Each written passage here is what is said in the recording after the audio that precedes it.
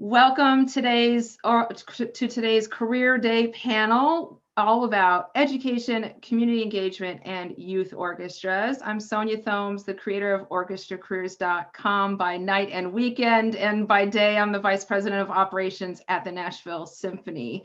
I am so excited about the panel today because I was reflecting on the fact that I know I wouldn't, and probably many of you wouldn't be here without our music educators, without efforts to bring music to the community and to let people into producing the art and participating in the art. And I'll pick on my friend Kevin here for a second because he works at the Chicago Youth Symphony and we're going to hear all about him. But that was my first time as an alum playing in an orchestra, right? And I still remember what it felt like. So this is a place of inspiration. It's a place of really how we can really work with the community and really help them to see and believe how music is for them too. Like everyone, right? We want everyone to love music the way we do. And so that is manifesting itself in so many different ways in our industry. And so this is just the tip of the iceberg today. I mean, there's so much to talk about. So without further ado, welcome to everyone. And we've got a fabulous panel. Hi, Joseph, great to see you. So we're just gonna go and introduce the panel and we're gonna dive into some questions with them. And then at the end, we're gonna leave plenty of room and time for your questions to our panelists. Correct, my name is Terry Walkowicz. I'm the education director for the New Bedford Symphony Orchestra, New Bedford, Massachusetts.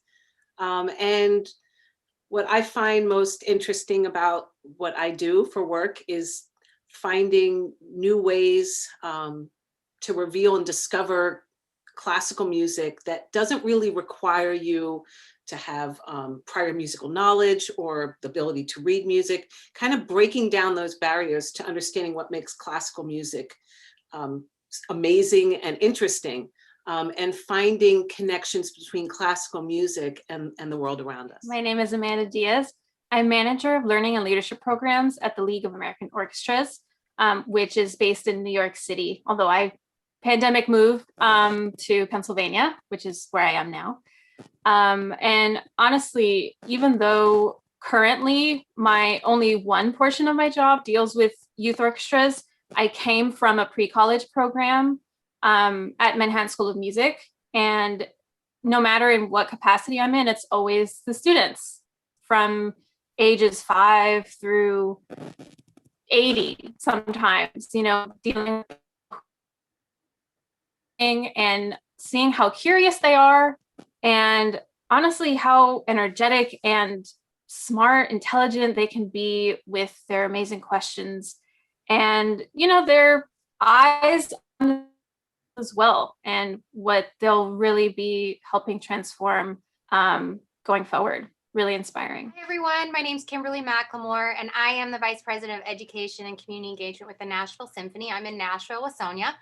And I would say it's something that continues to inspire my work is finding that one program or that one learning resource or that one concert out in the community that kind of lights that spark for a student to say, oh, this is for me. Gosh, I didn't know music could be that way. Or I didn't know this was my space. These are my people. I want to find that one thing that students are like, my people, I'm home. Like that's kind of something that continues to motivate me. I'm Kevin Gupana. I'm the development coordinator of events and communication at the Chicago Youth Symphony Orchestras. And I what is most inspiring about my work is just the ability to give back. Like Sonia, both of us are oboe buddies, but I grew up in the Chicago Youth Symphony Orchestras, and just the ability to give back and raise money for CYSO is just such a huge honor. And I mean, like now that all of you in music school, all of our teachers tell us to give back in some way, and the ability to do that is just such a huge honor, and that's so inspiring for me. San Francisco Symphony, I'm the education programs coordinator. What inspires me most, is that in the same way that it did for me growing up, I know that offering this opportunity to engage with music really can transform a kid's life, and offering them that creative outlet is just, it just feels great to be able to give someone else that same opportunity that changed my life growing up. Excellent. So what I'd love to do next is hear from our panelists, what did you study in school? And what have been some of the key turning points to this on this career path? As an undergraduate, I studied music performance. I'm a violinist and arts management. Then I went off to law school. So that leads me to my key turning point, because just before the last year of my law school experience, I attended the Essentials of Orchestra Management seminar with the League of American Orchestras. That was in LA for 10 days. That really was the turning point for me where I thought that I was going to do law, and then I just did a complete 180, and I met all these arts administrators from around the country. And then I just decided that I was going to pursue arts administration. Then I worked at the League for maybe a year.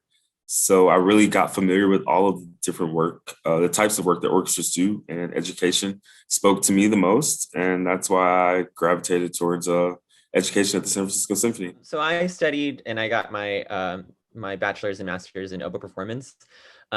I will tell you the key turning point for me was actually when I was in high school. My senior year, I got an internship at the Chicago Youth Symphony Orchestras in operations, and that opened my eyes completely to the whole world of administration. And those were skills that I ended up using throughout all of my college and graduate career.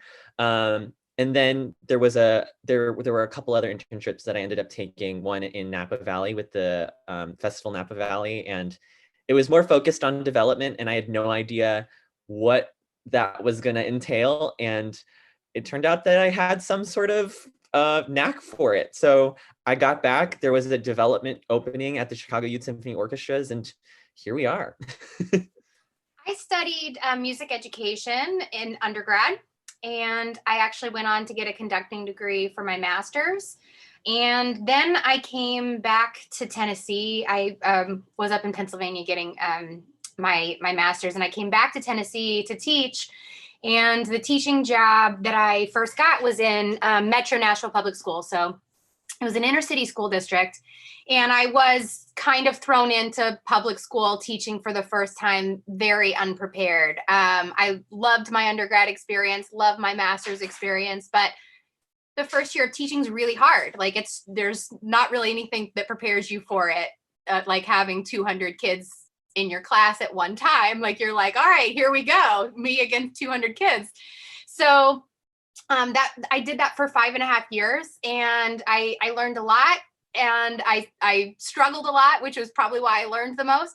And throughout those 5 years, I said, I've got to be able to tackle this. This is something I've got to do. I want to be successful at this. I want to serve these kids the best I can. Like, what do I need to do? So I started, I volunteered at youth orchestras or youth choir programs or at local nonprofits in Nashville, because I was like, there are people working with these students and they're doing amazing work. What are they doing that I'm not doing, and how can I learn from them?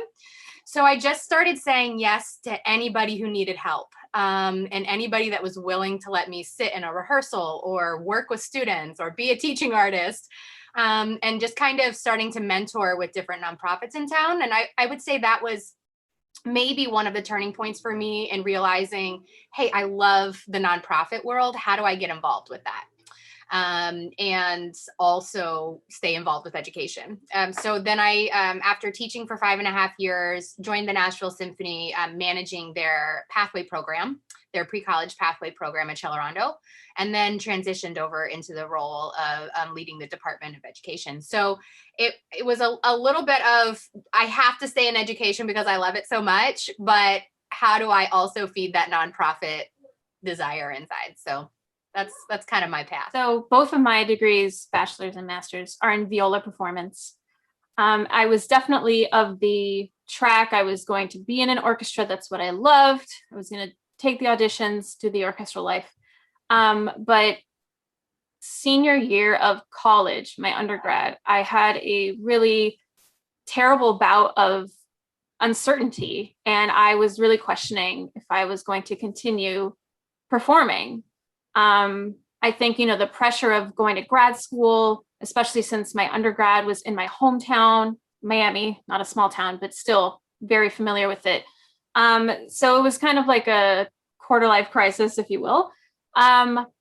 even though I eventually did choose to pursue viola performance, when I started my master's at Cleveland Institute of Music, I was plagued by an injury. So that was really, I couldn't play for more than half an hour without pain. It was very debilitating. So I was able to get through the 2 years.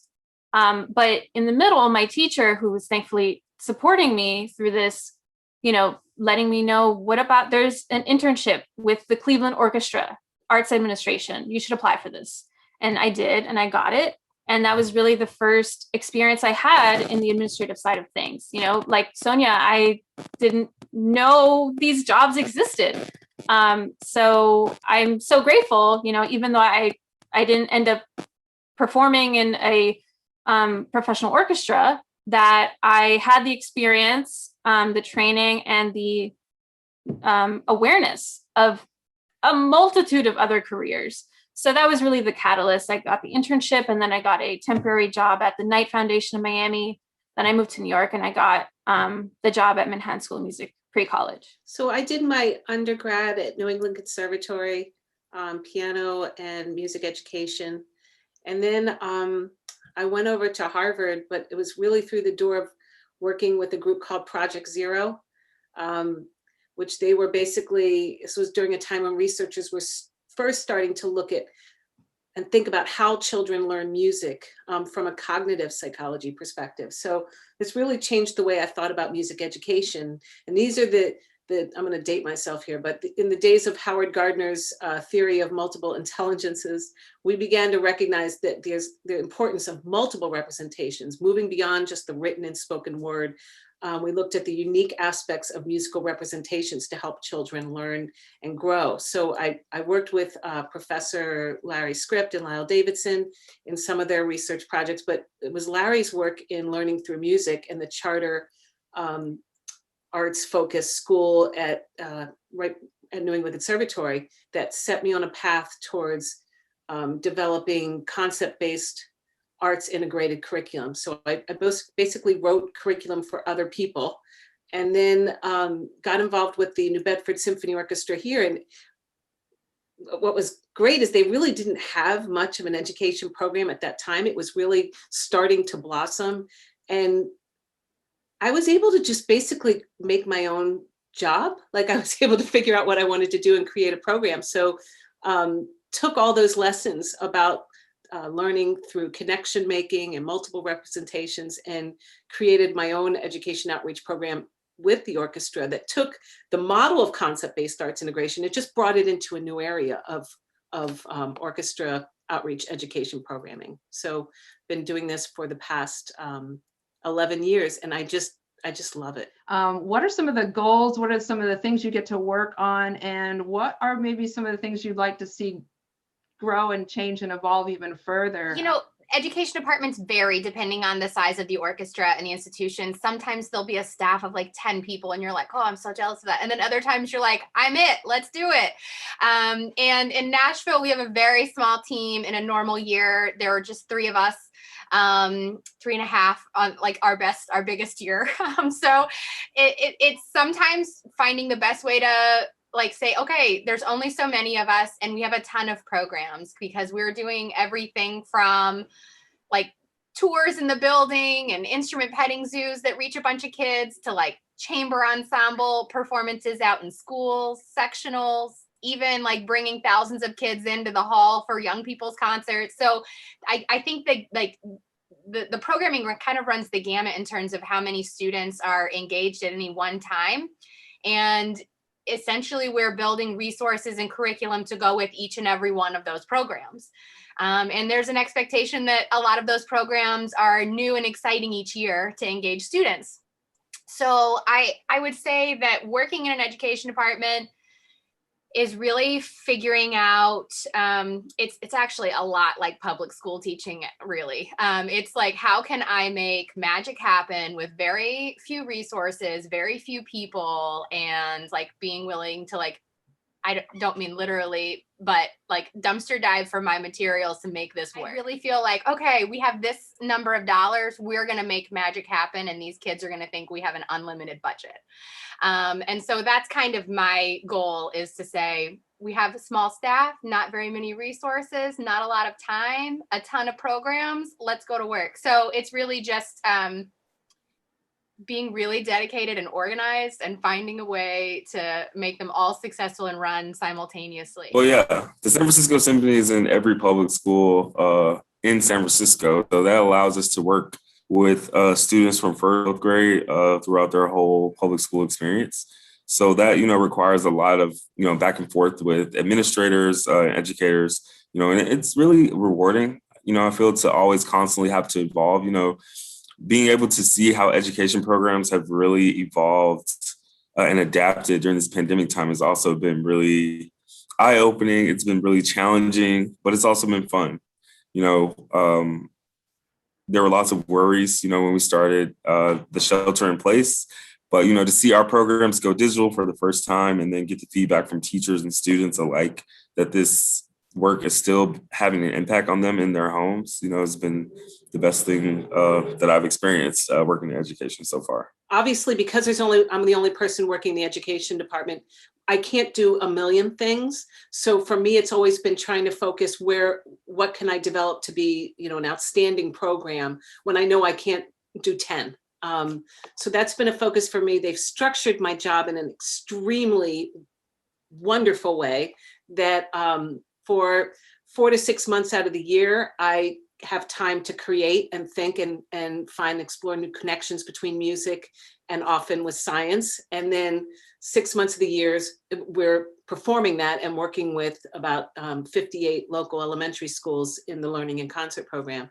So for the orchestra to respect that time, to be creative, to think of new ways to connect to classical music, that's a pretty good deal, right? Yeah. It's working. That's great. And actually, I would love to go to Kevin. I would love to go to you next, because Joseph, something you were saying about just, maintaining that connection during the pandemic. And Kevin, man, Chicago Youth Symphony Orchestras, I've been watching you, and I mean, you serve hundreds of kids, and when they couldn't gather, what did you guys do, and how did you have to kind of think about how you're going to maintain these connections for these kids who are at like such an important time of their development, musically and emotionally and everything? Can you share a little bit about what it's been like? A lot of what we have been doing has been, of course, virtual rehearsals, but we've also been expanding our reach by doing virtual events and virtual concerts. I had to learn how to produce live streams, and so we have a brand new masterclass series once a month where we bring in different teachers. We've brought in Rachel Barton Pine, Anthony McGill, some really big, some of our most successful alumni, and just allowing all of us to connect together in that way. And while the reach may be 10 or 12 people during the actual live stream, it ends up reaching, I think we've reached over 100,000 people this year, in the past year, just through all of those views. So it's been really, really incredible. So Amanda, from where you sit at the league, I guess I'm making an assumption that you all have been able to just kind of see how the industry has had to work through, obviously, the last year. But what are you excited about with respect to our industry's capacity and potential for education and community engagement and youth orchestra programs? There's so much, I think, but the primary focus, I still really believe, needs to be equity, diversity, and inclusion. There are, unfortunately, just this past year, because of the killing of George Floyd, everything has been coming to the forefront. And through that, people are finally seeing, and it's really coming to light, how the programs that we're, me through you, living vicariously, that we are producing for our kids, our communities, are not reaching who we think they are, or perhaps we're not serving the people who we want to serve. And there are really fundamental questions like, why should they want to come to the orchestra? Why should they, why should they care? Like all of these things. So I really feel like that is the crux of, what needs to be at the top of everyone's mind. It's really about an equity lens. Everything you do, you have these questions and you think through it with that kind of process so that we really are being equitable in our neighborhoods, in our communities, now that, especially with the digital products able to reach different countries, people, across the other side of the world. How are we doing that in a way that's really not marginalizing people even more? Just, making sure that we are not keeping people invisible and being equitable in all of our programming. This is the opportunity. And I feel like in our work in orchestras and in our communities, there's a lot at stake, and we need to be held accountable to the ways we can be better, right? And for our community more. And this is the opportunity. And we've all been thinking about it and talking about it as our work has shut down as we knew it. It kind of, we have to have these conversations and come out doing better and doing it in a way that we weren't doing it before. And so I think it's been a real gut check for I hope for a lot of orchestras. I know at our orchestra, we've had a lot of conversations. So I guess I'm curious for our panelists, how's this conversation come to your tables at your organizations? Have you been talking about these things, or have you personally been wishing that the conversation would go there? What are you feeling where you are at? When the pandemic first hit, I moped for 2 weeks, effectively moped and did nothing. And then I had been to the Museum of Science up in Boston. My husband and I were walking, and we went by this giant screen that had these birds flying through. And after the bird flew through, a little ziggly line traced the flight pattern. And I remember turning to my husband and I said, they're missing an opportunity here, because I could actually play that line. I could create a melody that matches that bird flight pattern. And I reached out to the Science Museum, and this is a time where they had just shut down. They had to move all their exhibits into virtual exhibits. And one of the things that they talked about was that they were then thinking about how much of their museum and how much of what they were doing was not accessible for visually impaired visitors. So the idea, we just take it for granted that people know that birds fly differently through the sky, right? They just do. But if you can't see that, music was the key to providing a representation to allow children to understand that birds move differently through the sky. So created some melodies for them to add to their exhibit. And that's kind of what led me down the path this year about doing a full concert program about bird flight patterns shown through classical music. Music is so important because for many, it might be the only pathway that they have access to build understanding about the world around them. So I'm a person of color, and I speak from an Asian American perspective, and I just didn't even realize how much of the issues that we experience in the orchestral community are so internalized. And one of the things that we are really passionate about doing is really making sure that every single person, every single student in our programming, whether they're thinking about entering our programming or whether they are already in our programming, they feel like they have an equal opportunity to excel in the music world. CYSO is a training ground for orchestral players, and it's not just to teach. It's not just for orchestral players. It's for kids that just love music. And one of the big things that we've really been working on is to just really be intentional about making sure everyone has equal opportunity here. For example, we're about to start in-person learning, and one of the questions that we asked ourselves was like, oh, we probably need bell covers. We should probably require that. But if we require that, not everyone can afford that. So then some people might not have that accessibility and won't feel comfortable coming in person. So we've decided that we're buying enough. We're going to do our best to fund and buy enough for all of our students. And when we started virtual learning, we started a small personal grants program where we basically said, if you need improved internet, if you need better a microphone for recording, because that became a integral in all of our work. If you need a better webcam, because that also became integral in all of our work, please let us know. We want to fund you. We want to help you. And that was really, really important to us. And then as we get back into in-person learning, one of the things I did was I helped produce this entire virtual gala. But it was super, super important for us to say, kids need to be able to see themselves. Our community needs to be able to see themselves reflected in this video. And so, yes, there were the principal players that deserved to be given that opportunity, but we also really wanted to extend and open up the I guess I would say floodgates for everyone, because we want everyone to be able to participate in this, and we want everyone to be able to see themselves in it. And that's a big issue in the orchestral world. Yes, I can see myself on stage in like 9 to 15% of the full orchestral world. And to look for that person is great, but you need to see more of that. We need to see more of that. And CYSO realizes our part in that particular pathway, and we're passionate about making that happen.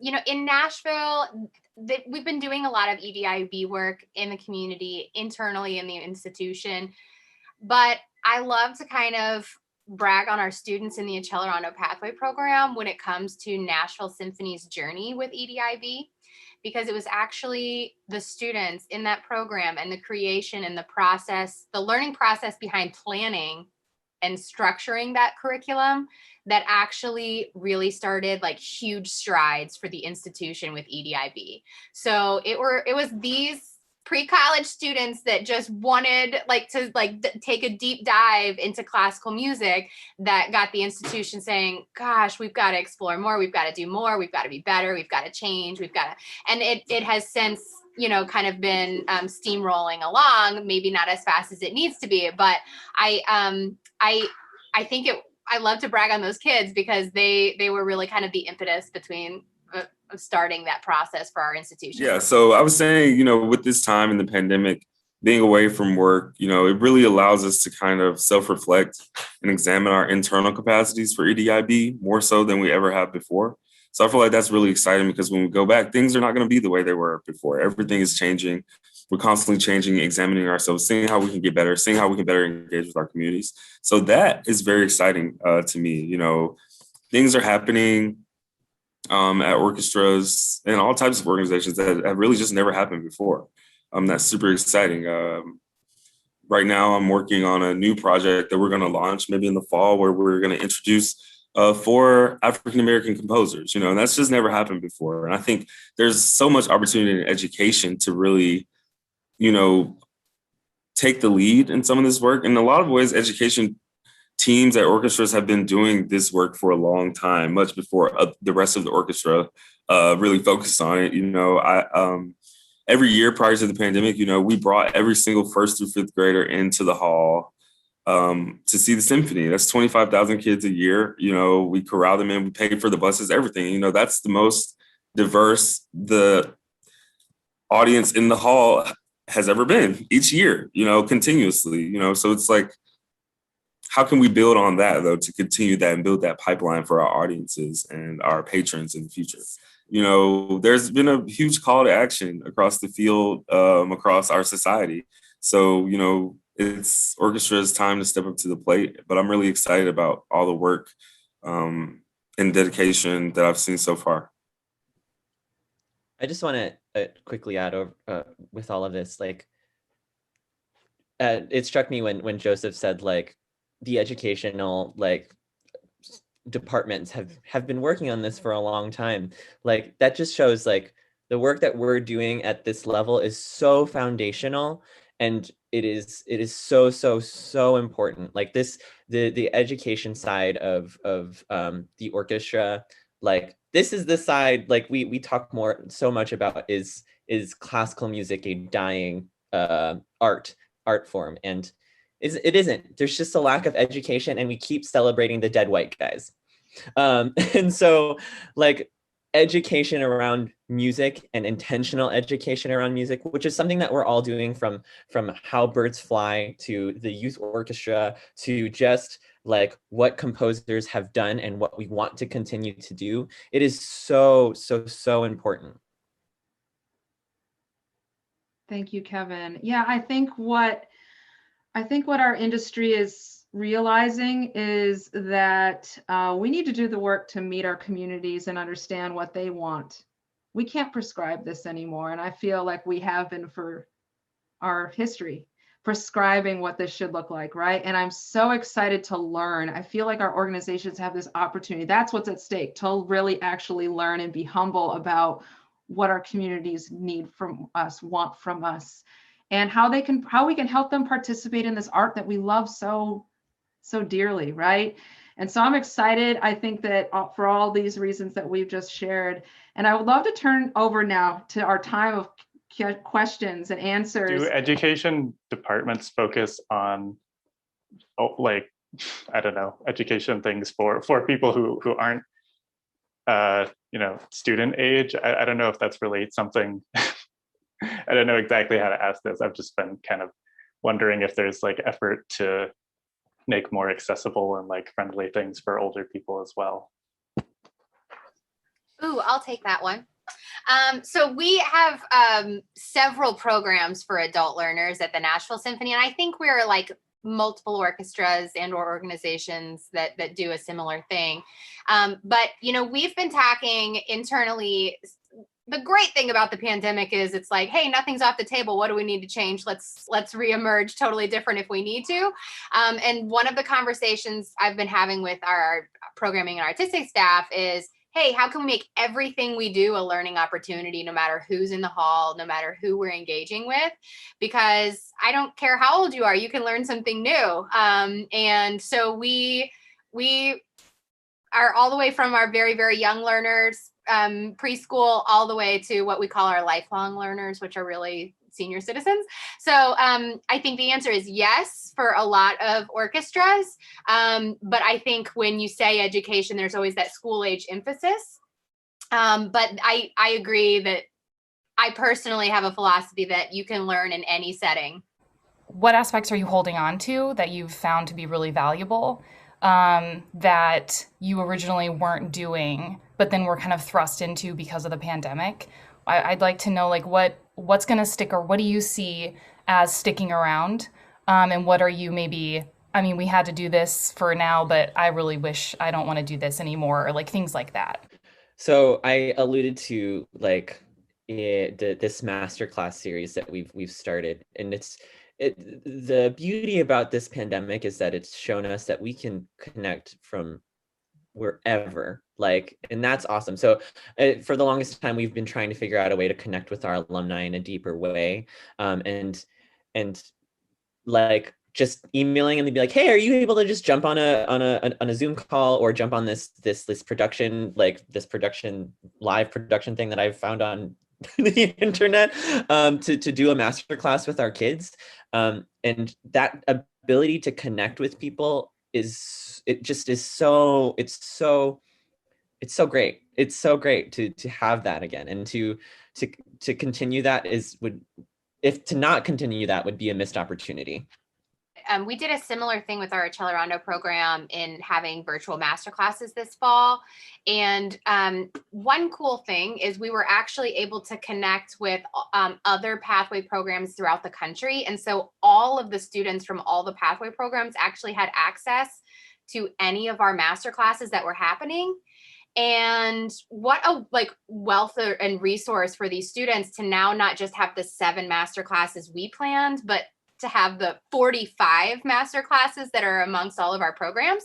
So that's something I was like, why don't I just turn on a Zoom call or do a virtual thing with our master classes moving forward, so that these students in Philadelphia, Chicago, Atlanta have access to whoever we bring in, and vice versa. So I think that's something that we'll continue and kind of start asking ourselves, like, gosh, why weren't we doing that before?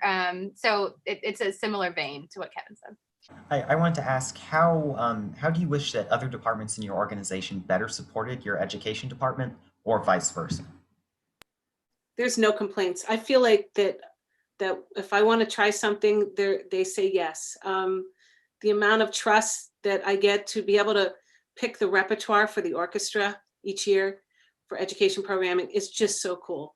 I never feel like that somebody is going to try to step in and I don't know. I guess I can only say that I have no complaints. I feel completely supported in my work, and so appreciative that I have that freedom and that support to try new things, and maybe that comes from being a smaller orchestra, the flexibility to say, let's try something different. But it's really amazing when you feel like you have the support of the whole organization with the work that you want to do. One thing that happens in arts organizations is that everybody gets so busy because everybody's overworked, and there's just not enough time to do all of the great things that are in our heads. And so sometimes people get in their lane and they go because they're doing their job and they're really good at it, and there's no time to do anything else. So I would say maybe something I wish is that there was more time for that collaboration. I'm jealous of Terry over there with her 6 months to plan. I wish there was more time to collaborate and brainstorm and sit in a room and dream that. I would love to do that because I think there would be some exciting projects to come from that. What I will say, and we haven't talked about much, is I think there's challenges in how maybe our music schools are training our musicians, myself included, and preparing them for this work. And I think that what we're really talking about even now is how can our professional organizations that you might become a part of as a performer, or people that are already performers or have been for decades, how can we continue to support them through professional development to do this work well, right? Because I know the career I was trained for as an oboist, which was only 20 years ago or whatever, I wasn't taught how to talk about my instrument or how to talk with people in the community. And so I think that is an urgency I feel, is that we have to equip our musicians to do this work well. Some are naturally inclined, others are don't get me anywhere near a kid. And that's okay. We want the people who are engaged and ready to do it. But we also, I think as our organizations now, we might need to be the ones to equip our musicians better through professional development for this work. And so that's an area I think we're still figuring out. But, I guess, Amanda, I want to ask you at the league, I've seen there's been some professional development opportunities and funding through the league, whether it was just the Ford granting for equipment, or the recognition of these musicians through that award that are doing this really well. How's the league approaching maybe some of those professional development opportunities for our musicians? Yeah, we have 2 awards with Ford. One was due to the pandemic, supporting equipment for musicians who were, recording at home and maybe they hadn't really done that before. And the other one Sonia referred to was for specifically musicians doing exemplary work in community service and education. So definitely check out our website. You can see more information about those particular programs. But, we, as Kevin, I believe, or Joseph was talking about, being in Essentials, which is specifically a professional development program for individuals. Because the league, we serve orchestras as a whole. We have grant programs, which I work on, which are for a grant given to an orchestra, but we have Essentials. We also have Emerging Leaders program, which is for individuals at different points in their career. So I think the league is really we paused both Essentials and Emerging Leaders because of the pandemic for 1 year, but they're starting back up. We're, working on bringing them, obviously pivoting, adapting for some digital delivery, but next year with in-person convenings. And it's just, I was personally sad that we paused it, even though, yes, we couldn't meet in person, but the need is so strong. And especially in this moment where this is, I feel, where people were really hurting and confused and not sure how to navigate these things, because none of us have ever lived through a pandemic, unless you're 100 years old, but it's just so unheard of, so completely, like, everyone has just been thrown for a loop. So, the league investing in these programs, I think, is, I'm glad that I get to work on them as well. Not on Essentials, but the Emerging Leaders one is in my portfolio. So just, really, we plan these programs and we are thinking about what is most important. What do we need to make sure we include for people who are interested that will help them in their career from this point forward? There's a program at New England Conservatory called Music and Education. And when I was in school, it was either you were studying to teach music or you were a performer. Like, it was just two different paths.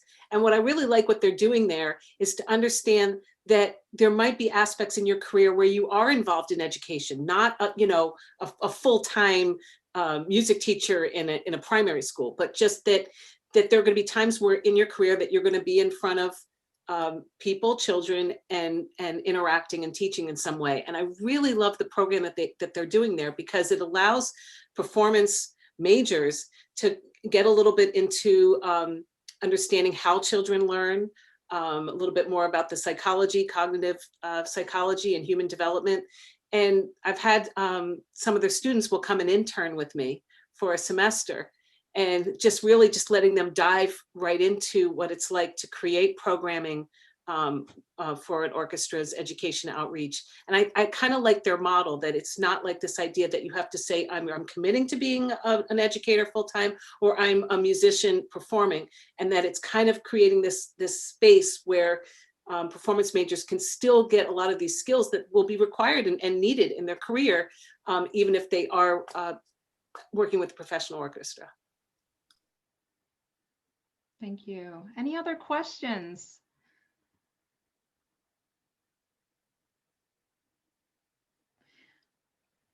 All right. Well, I guess I have one last question for any panelists that might want to jump in is, what's maybe some advice on a skill that our attendees might want to consider leaning into, if, to help them and prepare them to do this work, either as a musician or as an arts administrator? If what should we be keeping in mind, and maybe something we can be working on to prepare ourselves for this work as we enter the field? I'd love to jump in on this one. Yeah. Learning how to ask for help is a big one. When I got my first full-time job, I felt like I had to just buckle down and work, even though everything was very new to me and the program was I had started like just before the pre-college program was going to begin in the fall. And I just felt like if I asked for help, I would look bad. And I had to show that I could do this and I could figure it out. But that really led to me just being super anxious, working late, trying to figure it out instead of just, hey boss, I need help with this. Because it really is not a reflection on you as a person. It's just, you are literally starting a new job. Don't be afraid to ask questions. Like, never would I have thought I would be working a job in development ever. And never would I have thought I would be like producing a whole entire video gala, like internet gala. Like, and I'll tell you, like, our goal was $300,000 and we raised $370,000. Like, you guys can do anything that you put your mind to, no matter what. I ran a marathon this year. Like, I wasn't a runner. So like, before the pandemic, and now I love running, but like, really be flexible. You literally can do anything, and don't be afraid to fail. I mean, that goes along with Amanda saying, like, don't be afraid to ask questions. Don't be afraid to ask for help. Don't be afraid to fail. Like if you see something that you want to try it. You never know what will come out of it. But like, go volunteer at institutions or organizations that you might be interested in. Become a teaching artist somewhere that you think you might be interested in for the summer. Get an internship. Like, dive in deep in things that you maybe aren't sure that you're interested in or that you want to pursue, because that's where you're, number one, going to network. But that's also where you can ask all those questions and learn how to do the things you don't know how to do. And like, volunteer at a youth orchestra and then be really nosy and ask them how things get done. Like, I think that you just have to be really willing to learn from people who are doing really great work. So much. Thank you to our panelists. I hope attendees, you consider your circle widened with these panelists. Like, seriously, they're dropping their email in the chat. Like, if you connect with someone and you want to know more one-on-one, they are ready. I've told them they have to be. But, you know, I think, yeah, we're here for you, right? As you're exploring your career path, we're here for you. None of us got to where we are without lots of help and support. And so I hope that you feel that we're here for you too. And maybe you heard something today that was like, oh, wow, I didn't know that there's education departments at orchestras, right? This is, yeah, it's an exciting path, and we need you. We need you excited for this work, because this is the forefront. We're leading with this work. This is how our orchestras are going to really, I think, be carried into the future, is through this work. So thank you for showing up on Saturday. And if you are interested to see any of the other panels, they're up on our YouTube channel. And actually, in 2 weeks, we'll also dive into the work of creating our concerts, artistic planning, and operations. I guess that's it for today. And thank you so much for coming. If you have any other questions, feel free to reach out to me too, orchestracareers@gmail.com. And otherwise, get out there, keep the music making going, and we'll see you at a next session.